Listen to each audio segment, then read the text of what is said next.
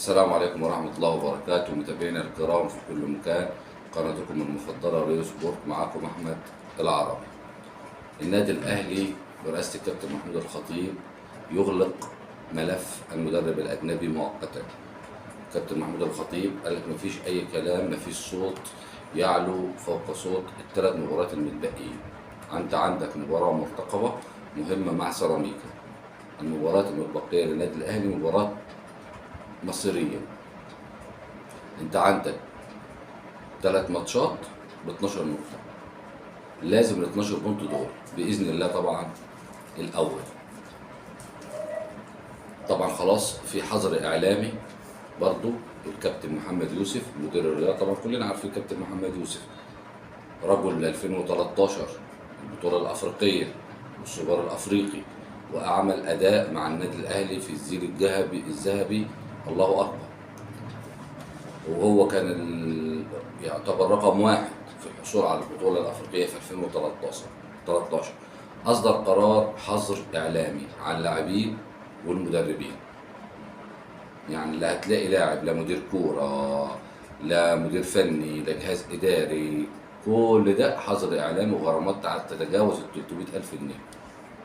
حتى السوشيال ميديا مقفولة.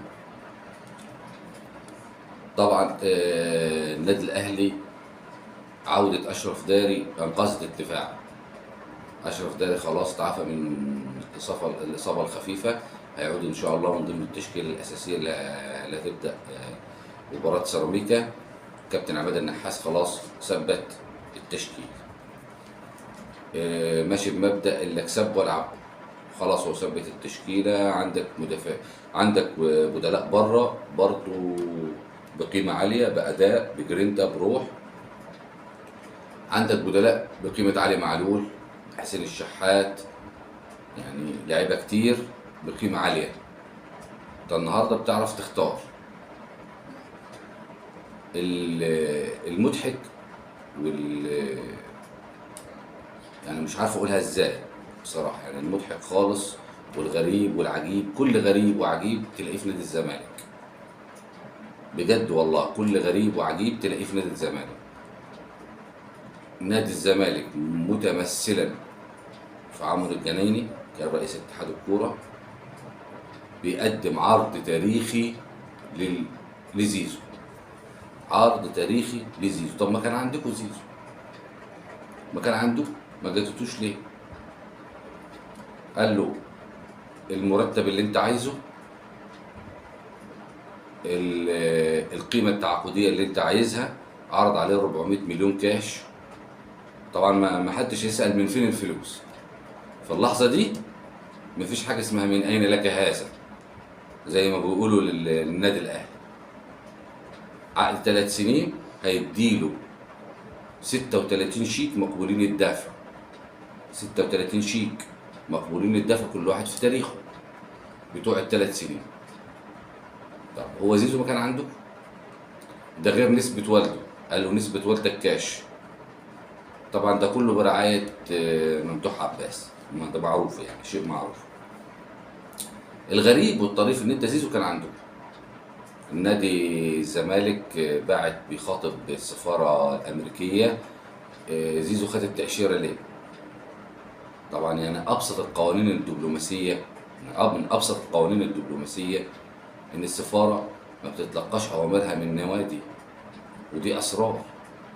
السفارة الأمريكية أو أي سفارة عامة بتاخد قراراتها من فين؟ أو أوامرها من فين؟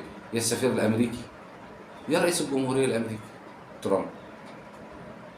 يعني مش يعني الزمالك بيحسسني إن هو عايش في كوكب تاني.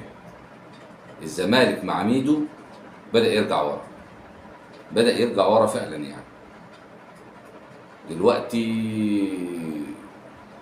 يعني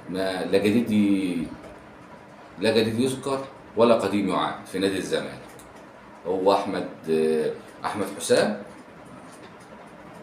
هيدمر الزمالك غير ما هو متدمر. فين شيكاتك المفتوحه؟ ما اعرفش. طبعا المدير الرياضي بتاعهم هيحضر المباراه القادمه مع بيراميدز. الزمالك وبيراميدز هيجي وهيحضر واللي شايل مرتبه ممدوح عباس برضه. طبعا قرار لجنة المسابقات اتأجل ليوم 15. قرار لجنة المسابقات واحد من اتنين، ملوش تالت، يعني مش هينفع تالت. واحد من اتنين، الأول بقاء الوضع كما هو عليه، خصم الثلاث نقاط من النادي الأهلي اللي اتخصموا اوتوماتيك، اللي هي الفوز لنادي الزمالك 3-0. خلصوا الثلاث نقاط اتحسبت للزمالك وخلاص. يا إما إعادة المباراة بتحكيم أجنبي، بتحكيم أجنبي، والأقرب عدم إعادة المباراة واحتساب الزمالك فائز والأهلي مغلوب 3-0. ده أقرب حاجة. طبعا النادي الأهلي زي ما قلت لكم بداية الحلقة إن هو أغلق ملف المدير الفني. الناس بتتكلم على جوزيه جوميز إن هو قرب، لا، جوزيه جوميز بعيد كل البعد، بعيد كل البعد عن تدريب النادي الأهلي.